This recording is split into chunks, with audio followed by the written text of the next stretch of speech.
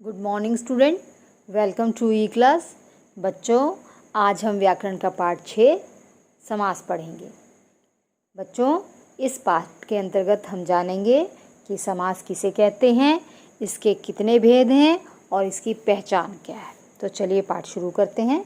समास। बच्चों, समास का शाब्दिक अर्थ होता है छोटा करना या संक्षिप्त करना। ठीक है, इसे किसी भी 2 या 3 शब्द होते हैं उसे संक्षिप्त करके समास बनाया जाता है। जैसे गंगा का जल, गंगा जल। ठीक है। समास की परिभाषा 2 या 2 से अधिक शब्दों को मिलाकर संक्षिप्त कर नया शब्द बनाने की प्रक्रिया को समास कहते हैं। बच्चों, समास में 2 पद होते हैं।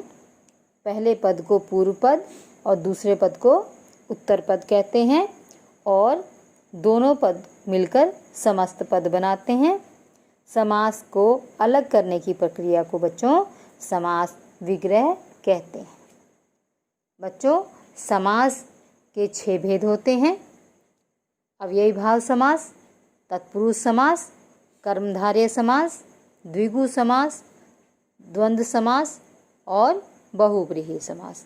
तो चलिए एक एक करके इनके बारे में जानते हैं। सबसे पहले अव्ययी भाव समास। जिस समास पद का पहला पद अव्यय हो तथा वही प्रधान भी हो और समस्त पद भी अवयव का काम करे, वह अव्ययी भाव समास कहलाता है।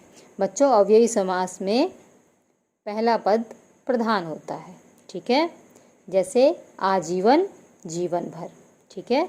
दूसरा समास है तत्पुरुष समास। तत्पुरुष समास में इसमें दूसरा पद प्रधान होता है और इसमें समस्त पद बनाते समय कारक चिन्हों का लोप हो जाता है। ठीक है। और जब इसका विग्रह करते हैं तो ये सामने दिखने लगता है। जैसे रेखांकित, रेखा से अंकित, रेखांकित। ठीक है। वैसे ही देशभक्ति, देश के लिए भक्ति, देशभक्ति। गंगा जल, गंगा का जल, गंगा जल। ठीक है। इसके बाद है तीसरा कर्मधारय समास। बच्चों, कर्मधारय समास में पहला पद विशेषण और दूसरा पद विशेष्य होता है। यानी कि पहला पद जो है दूसरे पद की विशेषता को बताता है। जैसे नील कमल, कमल कैसा? नीले रंग का। ठीक है, नील कमल। उसी तरह महात्मा, महान आत्मा, आत्मा कैसी है? महान है। ठीक है। इसके बाद चौथा है द्विगु समास। बच्चों, द्विगु समास में पहला पद जो है संख्या में होता है, नंबर, अंक बताए जाते हैं और वो अंक किसके होते हैं बच्चों? वो उत्तर पद यानी दूसरे पद की संख्या को बताता है। जैसे चौमासा, 4 मासों का समूह। मास कितने? 4। ठीक है। उसी तरह त्रिभुज, 3 भुजाओं वाली आकृति। भुजाएं कितनी? 3। ठीक है। उसी तरह नवग्रह, ग्रह कितने? 9, 9 ग्रहों का समूह। ठीक है, ये द्विगु समास का उदाहरण हुआ। इसके बाद है द्वंद्व समास।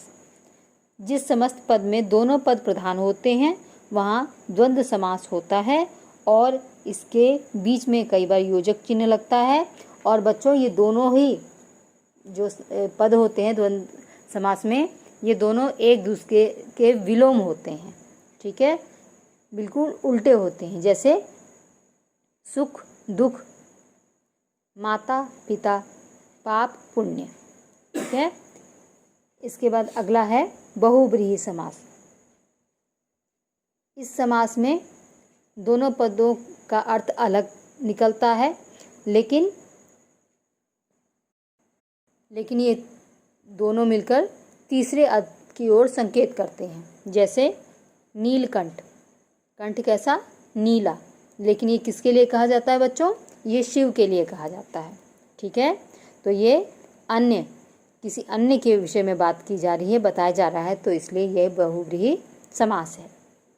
उसी तरह चतुर्भुज, 4 भुजाएं हैं जिसकी। अब 4 भुजाएं सबकी नहीं होती हैं। किसकी होती 4 भुजाएं बच्चों? विष्णु जी की। ठीक है। उसी तरह चतुर्मुख, मुख कितने? 4 संख्या में है, किंतु 4 मुख हर किसी व्यक्ति के नहीं होते हैं। 4 मुख किसके हैं बच्चों? ब्रह्मा जी के हैं, इसलिए यह बहुव्रीहि समास है।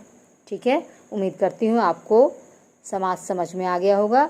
अब आप इसे पढ़िएगा, याद कीजिएगा। ठीक है, ओके, थैंक यू।